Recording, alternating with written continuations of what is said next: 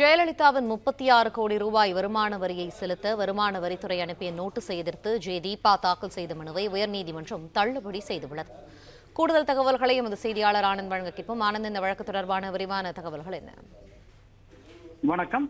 மறைந்த முன்னாள் முதலமைச்சர் ஜெயலலிதாவின் வருமான வரி பாக்கி 36 கோடி ரூபாயை செலுத்த வேண்டும் என அவரது சட்டப்பூர்வமான வாரிசு தீபாவுக்கு அனுப்பிய வருமானத்துறை நோட்டீஸை எதிர்த்து தாக்கல் செய்யப்பட்ட மனுவை தள்ளுபடி செய்து சென்னை உயர்நீதிமன்றம் உத்தரவிட்டிருக்கிறது. மறைந்த முன்னாள் முதலமைச்சர் ஜெயலலிதாவுக்கு எதிராக வருமான வரித்துறை வழக்கில் 36 கோடி ரூபாயை செலுத்த வேண்டும் என கூறி அவரது சட்டப்பூர்வமான வாரிசு தீபாவுக்கு வருமான வரித்துறை நோட்டீஸ் அனுப்பியது. இந்த நோட்டீஸை எதிர்த்து தீபா தரப்பில் தாக்கல் செய்த வழக்கு உயர்நீதிமன்றத்தில் நீதிபதி சி சரவணன் முன்பாக விசாரணைக்கு வந்தது. அப்பொழுது வருமான வரித்துறை தரப்பில் 36 கோடி ரூபாயில் இருந்து 13 கோடி ரூபாயை குறைத்து திருத்தி அமைக்கப்பட்ட நோட்டீஸ் மீண்டும் அனுப்பப்பட்டிருப்பதாகவும் தெரிவிக்கப்பட்டது.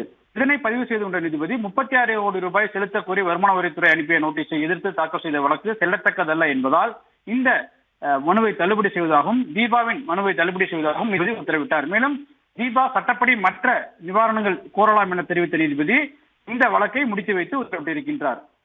பிளே ஸ்டோர் மற்றும் ஆப் ஸ்டோரில் இருந்து பாலிமர் செயலியை QR கோடு மூலம் பதிவிறக்கம் செய்யுங்கள். செய்திகளை உடனுக்குடன் பெறுங்கள்.